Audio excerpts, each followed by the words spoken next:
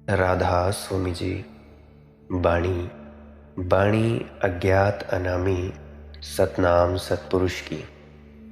आज की सत्संग वीडियो का विषय है मन के विचारों को कैसे छोड़ा जा सकता है, या दूसरी शब्दों में शब्दों को कैसे छोड़ा जा सकता है। तो चलिए इसी विषय के संदर्भ में आज की सत्संग वीडियो आरंभ करते हैं। गुरु प्यारी सत्कारयोग सत्संगत जी, जैसा कि कल के दिन हमने ये जानने की चेष्टा की थी कि अपने आप की पहचान कैसे की जाती है, अपने आप की पहचान करने में कौन सी सबसे बड़ी बाधा है। तो हमने शुरू किया था कि शब्द ही है जो हमारे अंदर सबसे बड़ी बाधा है, हमारे विचार ही सबसे बड़ी बाधा है अपने आप को जानने के लिए। तो आज हम ये जानेंगे कि शब्दों को छोड़ा कैसे जा सकता है। देखो, है तो बड़ी कठिनाई। 24 घंटे हम शब्दों में जीते हैं, सोते हैं तो शब्दों में, जागते हैं तो शब्दों में। एक छोटा सा शब्द और हमारा हृदय खिलकर एक फूल बन जाता है, और एक छोटा सा शब्द और हमारा क्रोध का जागरण हो जाता है, हृदय एक अंगार बन जाता है। एक छोटा सा शब्द और हम दुखी हो जाते हैं, एक छोटा सा शब्द और हम आकाश में तैरने लगते हैं। हमारा सारा जीवन शब्दों का है, सारा जीवन शब्दों का ही है।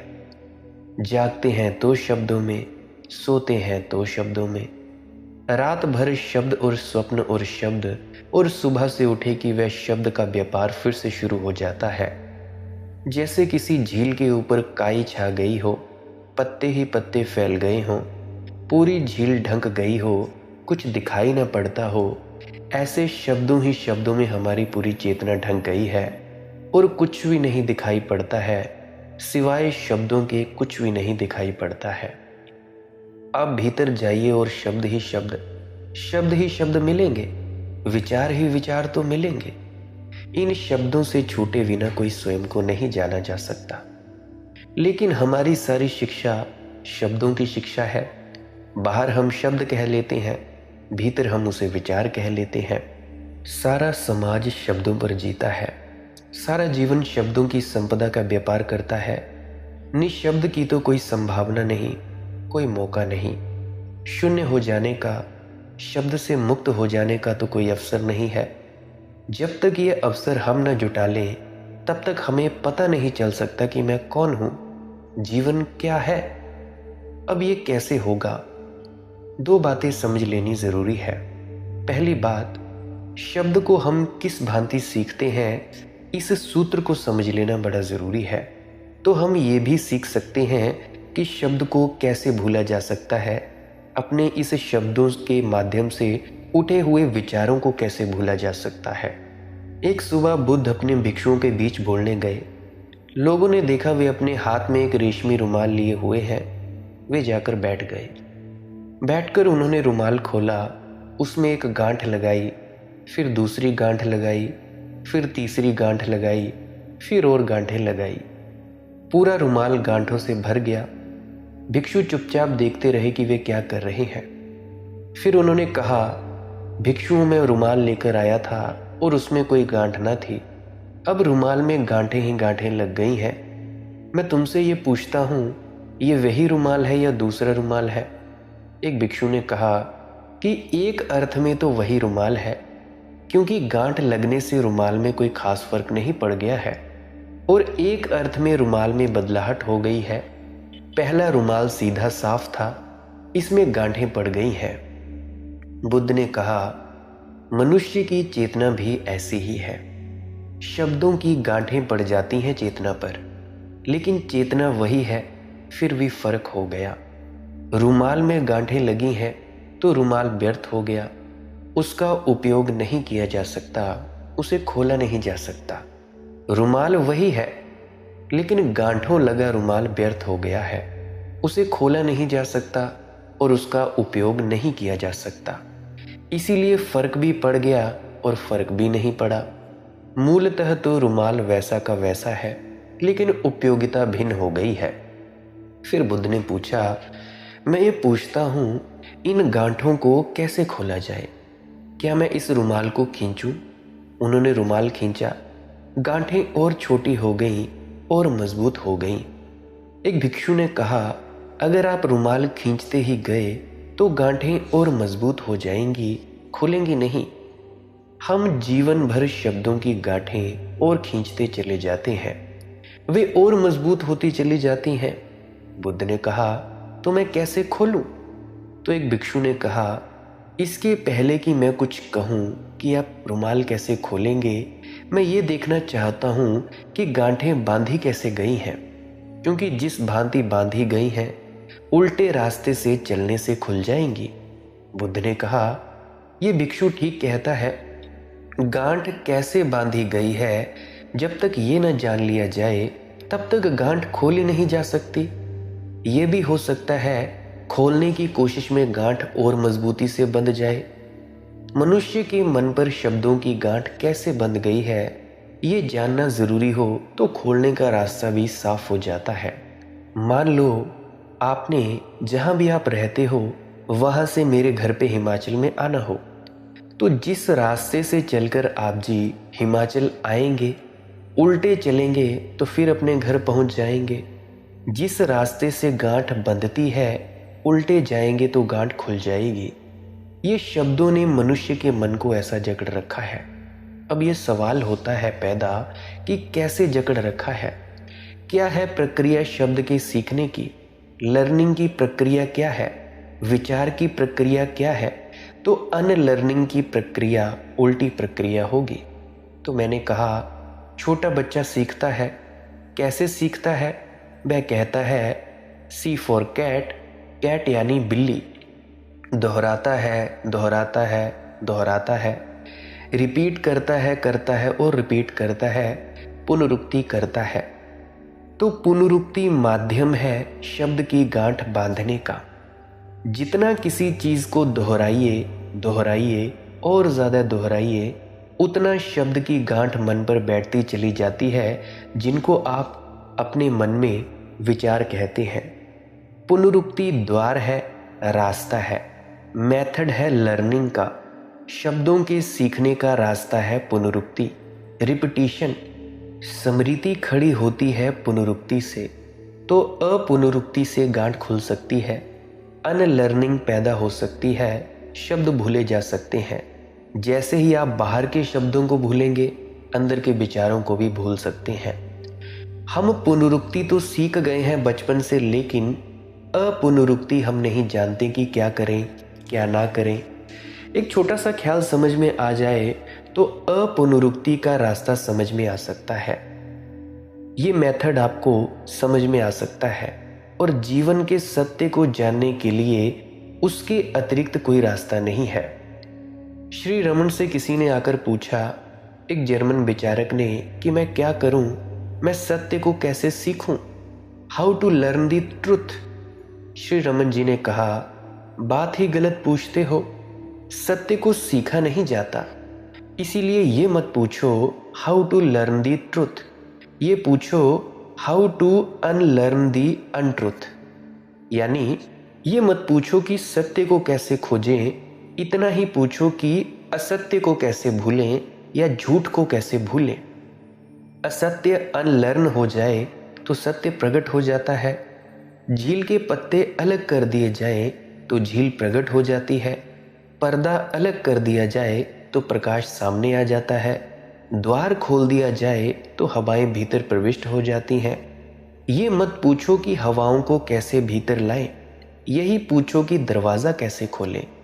ये मत पूछो कि प्रकाश कहाँ खोजें, यही पूछो कि आंख कैसे खोलें। श्री रमन जी ने कहा, पूछो कि अनलर्न कैसे करें, यानी जो सीख लिया है उसे भूलें कैसे। चेतना को वापस सरल और शुद्ध कैसे करें, यही प्रश्न सबके सामने है। हम सीख कर बैठ गए हैं। एक शब्द को भी भुलाना चाहें तो भुलाना कठिन है और असंभव है, बल्कि जिस शब्द को आप भुलाना चाहेंगे वह और भी याद में वापस लौटने लगेगा। किया होगा आपने भी कभी कोशिश, किसी चेहरे को आप भुला देना चाहते हैं अपने विचारों से, किसी स्मृति को भुला देना चाहते हैं और परेशानी में पड़ जाते हैं। कोई अगर लड़का जो आज ही 13-14 साल का होगा, अपनी प्रेमिका की शक्ल को भुलाना चाहे, जितना भुलाना चाहे वो उतना ही ज़्यादा उसको वापस आने लगती है। आपको ख्याल नहीं है कि भुलाने की कोशिश रिपीटिशन है, भुलाने की चेष्टा में पुनरुक्ति शुरू हो गई। आप बार बार भुलाना चाहते हैं जिस चीज़ को, उसका बार बार आपको स्मरण करना पड़ता है और बार बार स्मरण करने से वह और मजबूत होती चली जाती है। एक फकीर के पास एक युवक गया था और उसने कहा, मुझे कोई मंत्र दे दे, मैं कोई सिद्धि करना चाहता हूँ। फकीर ने बहुत समझाया कि मेरे पास कोई मंत्र नहीं, कोई सिद्धि नहीं, लेकिन युवक माना नहीं, पैर पकड़ लिए। जितना इनकार किया फकीर ने, उतने ही पैर पकड़े। आदमी की तो आदत ही ऐसी है, जहाँ इनकार हो वहाँ उसका आकर्षण बढ़ता है, जहाँ कोई बुलाए वहाँ समझता है बेकार है, कोई सार नहीं है। जिस दरवाजे पर लिखा है यहाँ मत झांको, वहाँ उसका मन झांकने का होता है। जहाँ लिखा है यहाँ झांकते हुए ज़रूर जाना, वहाँ सोचता है कुछ व्यर्थ होगा, झांकने की कोई ज़रूरत नहीं है। फकीर इनकार करने लगा। जितना इनकार करने लगा उतना उसका आकर्षण बढ़ने लगा कि ज़रूर कोई बात है, ज़रूर कोई बात है, तो ज़रूर कोई बात होगी ही। आखिर फकीर परेशान हो गया। उसने एक कागज़ पर लिखकर मंत्र दे दिया और कहा, इसे ले जाओ, रात के अंधेरे में स्नान करके एकांत में बैठ जाना, 5 बार इस मंत्र को पढ़ लेना, तुम जो चाहोगे वह शक्ति तुम्हें मिल जाएगी। वह युवक तो भागा। वह भूल ही गया कि धन्यवाद देना भी कम से कम ज़रूरी था। वह सीढ़ियाँ उतर ही रहा था कि तब उसने फकीर ने कहा, ज़रा ठहरो, मैं एक शर्त बताना तो भूल ही गया। पढ़ना तो मंत्र, लेकिन बंदर का स्मरण मत करना उस समय, अन्यथा सब गड़बड़ हो जाएगा। उस युवक ने कहा, बेफिक्र रहो, जिंदगी बीत गई, आज तक मैंने बंदर का स्मरण नहीं किया, अब क्यों करूँगा। लेकिन पूरी सीढ़ियाँ भी नहीं उतर पाया था कि बंदर दिखाई पड़ने शुरू हो गए। उसने आंख मीची, कोशिश की, लेकिन आंख खोलता है तो उसे बंदर का ख्याल, आंख बंद करता है तो बंदर का ख्याल। घर पहुंचा तो वह घबरा गया। अब कोई स्मरण ही नहीं है, सिर्फ बंदर का स्मरण रह गया। बहुत नहाता है, बहुत धोता है, बहुत भगवान की याद करता है, लेकिन हाथ जोड़ता है तो भगवान नहीं दिखाई पड़ता है, वहाँ बंदर ही बंदर दिखाई पड़ने लगते हैं। रात हो गई और बंदर बढ़ने लगे। मंत्र पढ़ने का समय करीब आने लगा और बंदरों की भीड़ इकट्ठी हो गई। आंख बंद करता है तो कतारबद्ध बंदर खड़े हैं, वे दांत चिढ़ा रहे हैं, वे झपटने को तैयार हैं। वह तो पागल होने लगा। उसने कहा, हे भगवान, ये क्या हुआ? आज तक मुझे बंदर कभी याद नहीं आए थे, ये याद कैसे आने लगी? रात बीत गई, कई बार स्नान किया, कई बार कागज़ हाथ में उठाया, लेकिन बंदर पीछा नहीं छोड़ते हैं। सुबह तक घबरा गया। सुबह तो उसका मस्तिष्क घूमने लगा, चक्कर खाने लगा। भागा हुआ गया फकीर के पास और कहा, आप अपना मंत्र संभालो जी, अब अगले जन्म में यह साधना हो सकेगी, इस जन्म में तो नहीं। और बड़े नासमझ मालूम पड़ते हो। अगर ये कंडीशन थी कि बंदर के स्मरण से मंत्र खराब हो जाता है तो कम से कम कल ना बताते, आज बता देते तो पार हो जाती बात। रात दुनिया का कोई जानवर याद ना आया, रात कोई धन याद ना आया, कोई स्त्री याद ना आई, कोई मित्र याद ना आया, कोई शत्रु याद ना आया, बस एक स्मृति रह गई, बंदर बंदर और बंदर। उस फकीर ने कहा, मैं क्या करूं? इस मंत्र की शर्त ही यही है, ये शर्त कोई पूरी करे तो मंत्र सिद्ध होता है। क्या हुआ होगा उस व्यक्ति का? जिस चीज़ को निकालना चाहता था, बार बार निकालना चाहता था, वह चीज़ पुनरुक्ति होती चली गई, वह रिपीट होती चली गई, उसकी स्मृति गहरी होती चली गई, वह मन में बैठती चली गई। शब्द को निकालने की कोशिश से कभी आप शब्द के बाहर नहीं हो सकते। विचार को निकालने के प्रयास से कभी आप निर्विचार नहीं हो सकते। शांत होने की कोशिश से आप कभी शांत नहीं हो सकते। सोने की कोशिश से आप कभी सो नहीं सकते। कभी देखा, आपको नींद न आ रही हो और आप कोशिश कर रहे हैं कि मैं सो जाऊं। जितनी आप कोशिश करते हैं, नींद उतनी दूर होती चली जाती है। जितनी आप कोशिश करेंगे, उतने ही शब्द गहरे होते चले जाएंगे। इसीलिए दुकान पर एक आदमी ज़्यादा शांत होता है, मंदिर में जाता है तो और अशांत हो जाता है।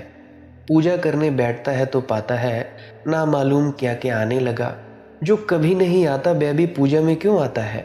पूजा करने के बैठने का संकल्प उसका ये है कि मन शांत रहे, विचार ना आए, बुरा विचार ना आए। भजन सिमरन में भी क्या होता है, इस विचार को जब आप संकल्प करते हो कि मैंने बैठना है कि ये मन शांत हो जाए, विचार ना आए, बुरे विचार ना आए, तो फिर वही आने शुरू हो जाते हैं जिनको आप कहते हो मत आओ। क्योंकि जिसको आप कहते हो मत आओ उसी के प्रति अपना आकर्षण जाहिर कर देते हो, ये निमंत्रण हो जाता है। तो हम आमतौर से ना कभी शांत होते हैं ना कभी निर्विचार होते हैं। तो कैसे निशब्द होंगे, साइलेंस कैसे आएगी। और उसके बिना कोई शब्द काम का कभी ना हुआ ना हो सकता है। रास्ता है और बड़ा सरल है।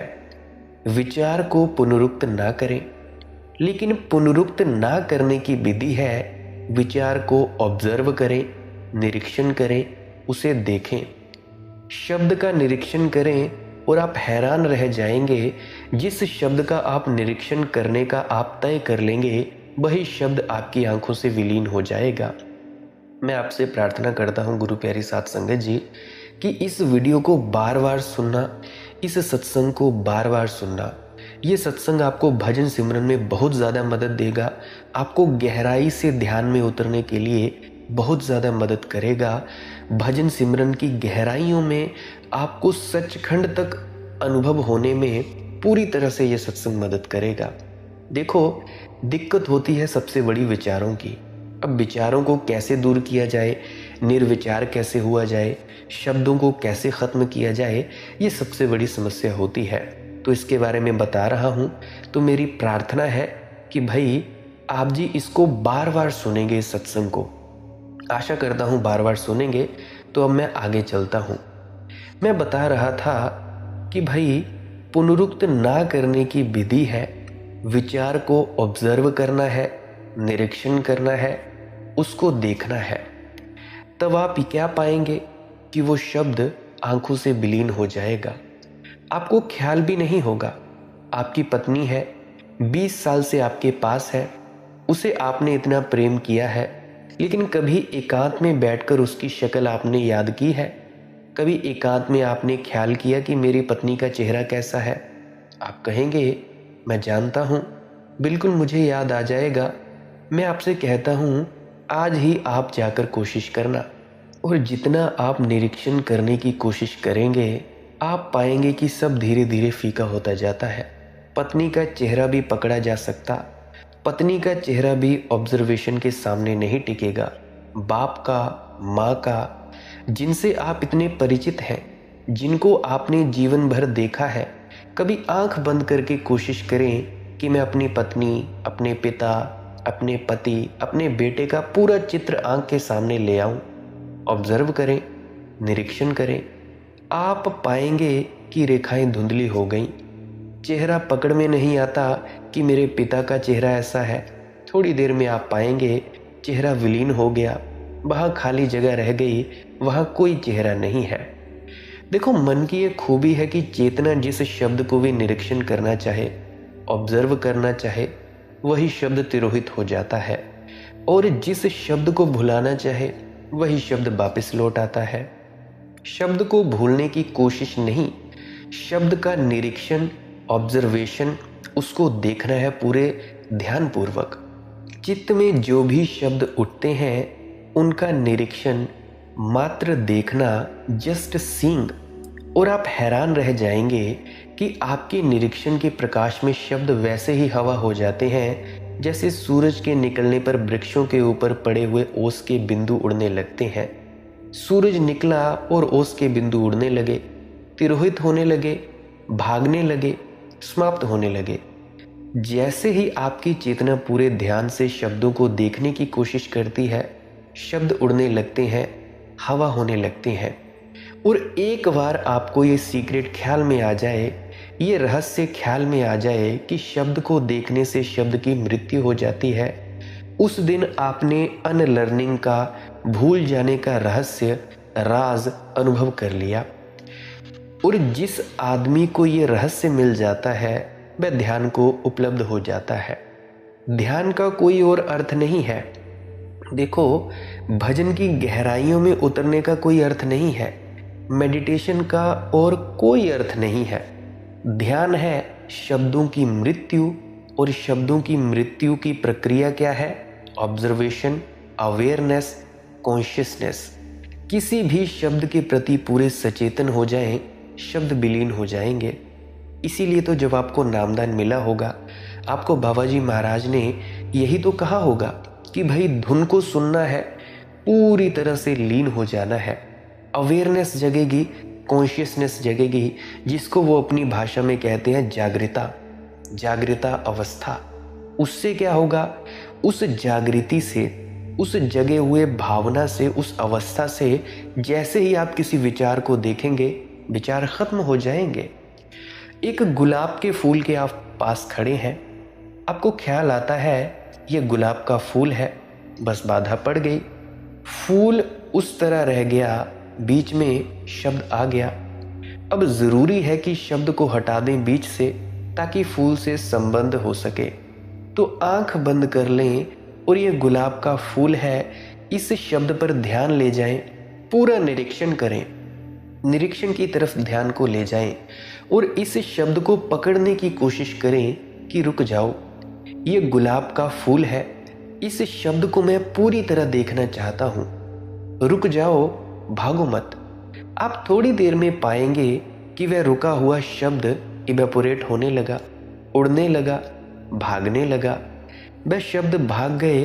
फिर आंख खोलकर गुलाब के फूल को देखें, और अगर फिर ख्याल आ जाए कि यह गुलाब का फूल है, फिर आंखें बंद कर लें, फिर उस शब्द को निरीक्षण करें, जब तक कि आप बिना शब्द के गुलाब के फूल को देखने में समर्थ न हो जाएं, तब तक इस प्रक्रिया को जारी रखें। आप थोड़े ही दिन के प्रयोग में उस जगह पर पहुंच जाएंगे जहां आपकी आंख गुलाब के फूल को देखेगी, लेकिन आपकी स्मृति नहीं कहेगी कि यह गुलाब का फूल है। सिर्फ देखते हुए आप रह जाएंगे, बीच में कोई शब्द नहीं उठेगा। और जिस दिन निशब्द दर्शन हो जाता है, उस दिन गुलाब के फूल से आपकी आत्मा एक हो गई। उस दिन आप जानेंगे कि क्या है गुलाब का फूल। उस दिन आप जानेंगे उस चित्रकार ने क्या जाना होगा कि मुर्गा होना क्या है।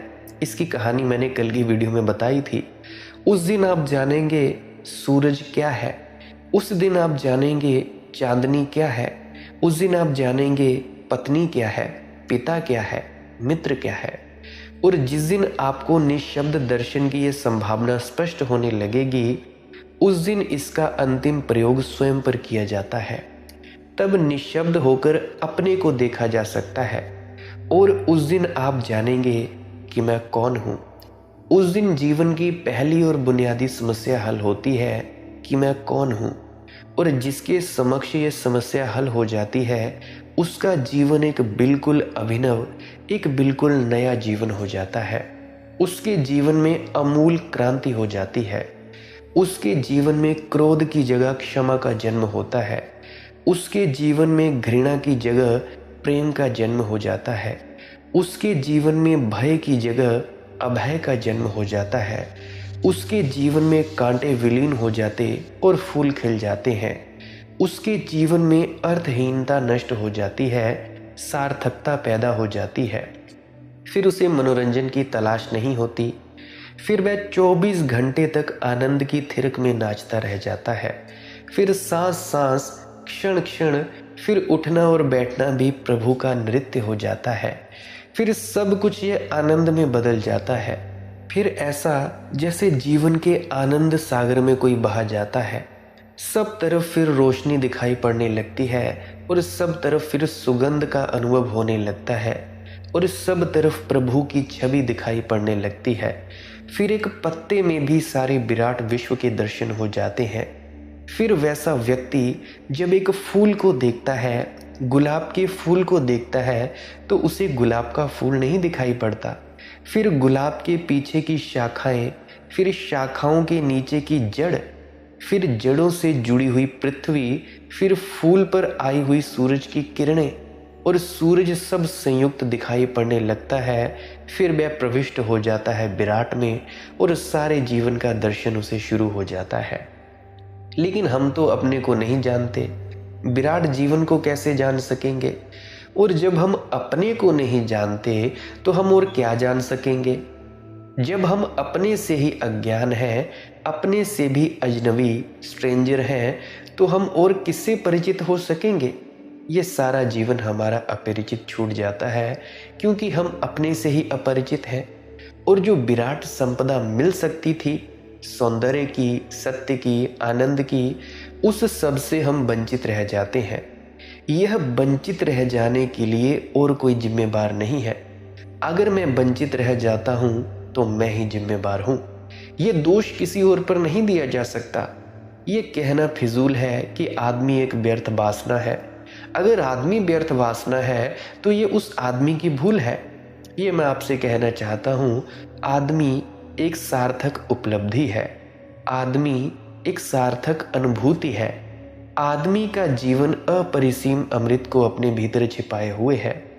जैसे एक वीणा पड़ी हो किसी के घर में और कोई बजाना ना जानता हो और घर के लोग कहते हो फेंको इस सामान को, यहाँ घर में फिजूल जगह घेरे हुए है। ठीक हमारे पास जीवन की वीणा पड़ी है, लेकिन हम उसके तारों से परिचित नहीं है, हमें उसके राज मालूम नहीं है, हमें उसको बजाना नहीं आता, तो घर में एक बोझ मालूम होता है। कई बार सोचते हैं फेंक दो इसे, कई बार चूहे कूद जाते हैं, बच्चे कूद जाते हैं, बीड़ा में खन खन की आवाज़ हो जाती है, घर में डिस्टरबेंस मालूम होती है, नींद टूट जाती है। हम कहते हैं हटाओ इसको, व्यर्थ का सामान घर में पड़ा है, शोरगुल होता है।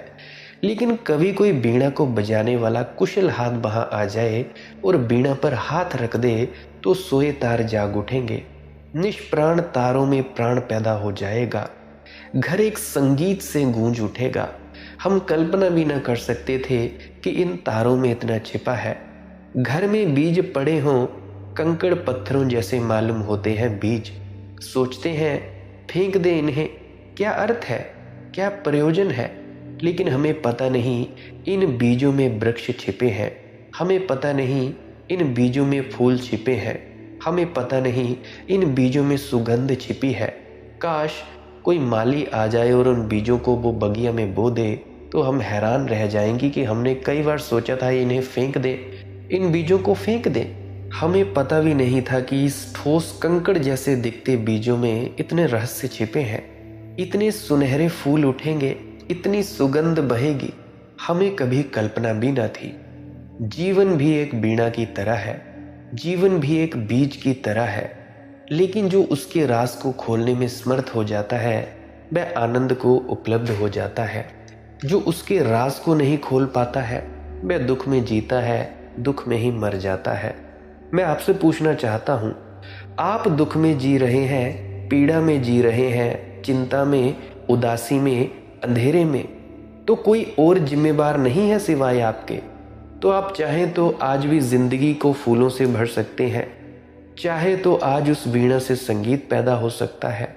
उस वीणा से कैसे संगीत पैदा हो सकता है, उस संबंध में एक छोटा सा सूत्र मैंने आपसे कहा है, लेकिन मेरे कहने से कुछ भी नहीं हो सकता। उस सूत्र पर आपके कदम आगे बढ़ जाएं तो ही कुछ हो सकता है। देखो, जीवन एक साधना है।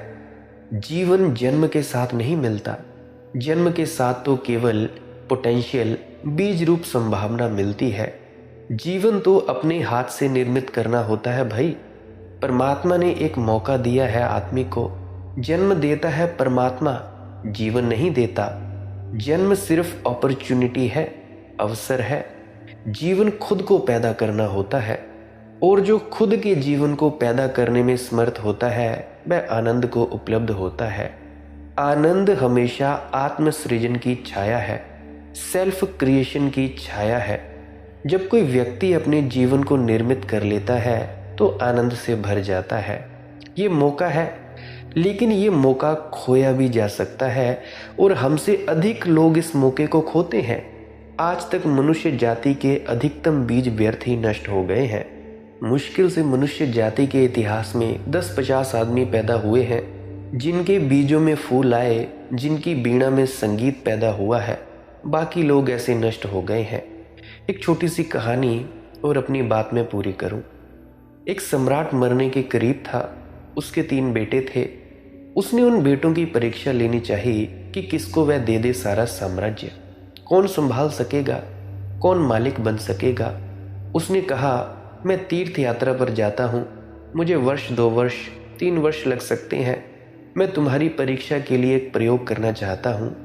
उसने एक एक बोरा फूलों के बीज तीनों बेटों को दे दिए और कहा, जब मैं लौटूं तो मैंने जो तुम्हें दिया है वह अमानत रही, वह मुझे वापस कर देना, देखो वह नष्ट न हो जाए। बड़े बेटे ने सोचा कि ठीक है, कैसी परीक्षा है, क्या पागलपन है। उसने एक तिजोरी में ताला लगाकर वह बोरे भर बीज फूलों के बंद कर दिए। उसने कहा, जब बाप लौटेगा तो निकालकर ताला वापस लौटा देंगे। 3 सालों में उन बीजों का ही वही हुआ जो होना था, सड़ गए और राख हो गए। दूसरे बेटे ने सोचा, इन बीजों को कहाँ रखे रहूँगा, कम बढ़ हो जाए, कुछ गड़बड़ हो जाए, बाजार में बेच दूँ, बाप जब लौटेगा फिर खरीद कर एक बोरा बीज दे देंगे, कौन पहचानेगा कि वही बीज है। बीजों में कोई नाम तो लिखा नहीं, कोई सील तो लगी नहीं, कौन झंझट संभालने की करेगा। उसने बाजार में बीज बेच दिए और रुपए लाकर तिजोरी में बंद कर दिए। जब बाप आएगा बीज खरीद कर वापस लौटा दूंगा। तीसरे लड़के ने कहा, बीज संभालने को बाप ने दिए हैं, बीज के संभालने का एक ही रास्ता हो सकता है कि इनको बो दिया जाए, इनमें फूल आ जाएंगे, फिर नए बीज आ जाएंगे, तब जब बाप लौटेगा एक बोरे के 1000 बोरे हो जाएंगे। उसने बीज बो दिए। संभाल कर रखने का पागलपन क्या, इनका फायदा भी ले लो, इतने दिन फूलों की सुगंध भी ले लो। तो उसने बीज बो दिए। मौसमी बीज थे। 4 महीने भी नहीं बीत पाए, बगीचा फूलों से भर गया। सारा गांव प्रशंसा करने लगा। बाप जब 3 साल बाद लौटा तो कोसों तक, मीलों तक महल के आसपास की भूमि फूलों से भरी थी। बाप ने आकर पूछा अपने बेटों को, बड़े को कि बीज कहाँ है। उसने तिजोरी खोली, वहां से राख और बदबू, क्योंकि सब बीज सड़ गए थे। उसने कहा, ये रखे हैं जो आप दे गए थे। बाप ने कहा, पागल, ये फूलों के बीज थे और इनसे बदबू आ रही है, कौन है जिम्मेवार इस बात के लिए। पहला बेटा हार गया। दूसरे बेटे ने कहा, बीज। उसने कहा, मैं अभी जाता हूँ, रुपए निकाले, बाजार से खरीद लाता हूँ। बाप ने कहा कि बीज मैंने तुझे संभालने को दिए थे, बेचने को नहीं। बेचने को नहीं दिए थे बीज, संभालने को दिए थे। दूसरा लड़का हार गया, क्योंकि जिसे संभालने को दिया गया हो उसे हम बेच दें। कुछ लोग पहले लड़के की तरह हैं, जिन्होंने जिंदगी के बीज को तिजोरियों में बंद कर रखा है। जिंदगी सड़ जाती है और बदबू निकलती है। कुछ लोग दूसरे लड़के की तरह हैं, जो जिंदगी को बाजार में बेच रहे हैं, ना मालूम कितने कितने रुपयों में। और जिस दिन मौत सामने आएगी वे कहेंगे, हमने जिंदगी बेच दी। किसी ने धन में बेच दी, किसी ने यश में बेच दी। वे कहेंगे अपने पिता के सामने, यह धन है, हमने जिंदगी बेच दी। ये तिजोरियां हैं, ये देखो हमारे पद, ये देखो कि मैं मंत्री था, मैं महामंत्री था, मैं प्रधानमंत्री था, मैं फला मुल्क का था और मैं अरब में बादशाह था। हमने जिंदगी बेच दी है और ये खरीद लिए पद, ये धन खरीद लिया है। ये सर्टिफिकेट देखो, ये प्रमाण पत्र देखो, ये पद्मश्री, राज्यश्री की उपाधियां देखो। हमने बेच दी जिंदगी और ये खरीद कर हम ले आए।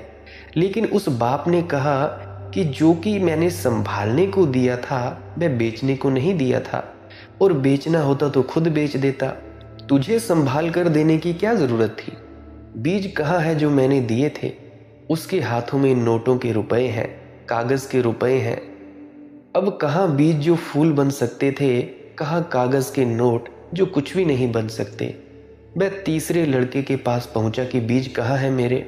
उसने कहा, बाहर आ जाएं, क्योंकि बीज तिजोरी में बंद नहीं किए जा सकते और ना तो नोटों में बंद किए जा सकते हैं। वे खेतों में फैल गए हैं, बाहर आ गए।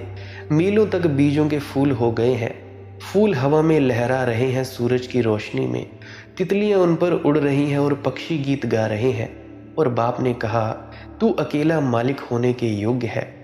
देखो, परमात्मा भी सबको बीज देता है जीवन के, लेकिन कुछ लोग पहले लड़के की तरह है, कुछ लोग दूसरे लड़के की तरह, और बहुत थोड़े लोग, मैं कहता हूं कि उंगलियों पर गिने चुने लोग तीसरे लड़के की तरह बीजों के साथ व्यवहार करते हैं। मैं आपसे प्रार्थना करता हूं, तीसरे लड़के पर ध्यान रखना, कहीं आप पहले 2 लड़कों जैसे सिद्ध ना हो।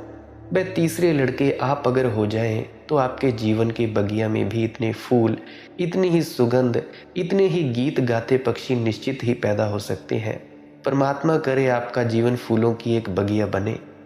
वह कैसे बन सकता है, थोड़ी सी बातें मैंने आपसे कही, और मैंने आज आपको ये भी बताया कि निर्विचार कैसे हुआ जा सकता है, प्रैक्टिकल बताया। जिन्होंने नामदान लिया हो वह भी इस चीज़ को कर सकते हैं, जिन्होंने नामदान नहीं लिया हो वह भी इस चीज़ को बड़ी आसानी से कर सकते हैं। देखो, करने में मिलेगा। अगर आप इस चीज़ को करोगे, सत्संग को बार बार इसको सुनोगे, और सुनते सुनते आप लोग और प्रैक्टिकली करोगे, पूरी तरह से बैठोगे और देखोगे अपने विचारों को, तभी कुछ हुआ जा सकता है, नहीं तो कुछ भी नहीं होगा। और मेरी एक आखिरी प्रार्थना, भजन सिमरन अवश्य करें, जिससे कि आपका फ़ायदा हो। फिर से वही बात दोहरा रहा हूँ, अब मैं प्रार्थना के रूप में दोहरा रहा हूँ, भजन सिमरन करें, ध्यान में उतरें, तभी कुछ हो सकता है, अन्यथा कुछ भी ना होगा। तुम्हारी ज़िंदगी की तकलीफ़ें ऐसे ही रहेंगी, दुख ऐसे ही रहेंगी, दरिद्रता ऐसे ही रहेंगी। अगर तुम अपने भीतर नहीं जाओगे, जागृता अवस्था नहीं आएगी तुम में, तो तुम गरीबों के गरीब ही रहोगे, कभी शहंशाह नहीं बन सकते। संत कबीरदास जी की वाणी है, चाह गई चिंता मिटी, मनवा बेपरवाह, जिनको कछु नहीं चाहिए वही शहंशाह। तो वही शहंशाह बनने की कवायद में उतरो। मेरी आपसे यही अरदास है, आपसे यही प्रार्थना है, भजन सिमरन अवश्य करें। आज का सत्संग यही समाप्त होता है। अगर आप जी का कोई प्रश्न हो तो पिछली वीडियोस को अवश्य सुने, आज तक जितनी भी वीडियोस डली हैं सब सुने, आज से लेकर पीछे की सब वीडियोस सुन डालें, आपके प्रश्नों के जवाब मिल जाएंगे। अगर कभी ना मिले तो टेलीग्राम पर सर्च करें मालिक की मौज सत्संग, वहाँ पे आप अपना प्रश्न छोड़ सकते हैं। इंस्टाग्राम पे भी सेम सर्च करें मालिक की मौज सत्संग, फेसबुक पे जहाँ पे भी आपको प्रश्न पूछना हो पूछ सकते हैं। मैं आप कोशिश करूँगा कि वही किसी अन्य वीडियो में आपके प्रश्न का जवाब देने की। और एक आखिरी बात, आप जी को अगर ये वीडियो समझ में आई हो तो इस वीडियो को लाइक कर सकते हैं, अगर ये समझ में ना आई हो तो इसको डिसलाइक करें, ताकि मुझे पता लगे कि मेरे समझाने में कोई कमी तो नहीं है। अगर कोई कमी है तो मैं अपनी कमी को पूरा करने की चेष्टा करूँगा। तो मेरी आपसे ये भी दरख्वास्त है कि भाई आप जी लाइक करें या डिसलाइक करें, ज़रूर करें, ताकि मुझे पता लगे। आपने मेरी बातों को इतने प्रेम से सुना, उसके लिए बहुत बहुत अनुग्रहित हूँ। अंत में आपके भीतर बैठे परमात्मा को प्रणाम करता हूँ। मेरा प्रणाम स्वीकार करें। राधा स्वामी जी।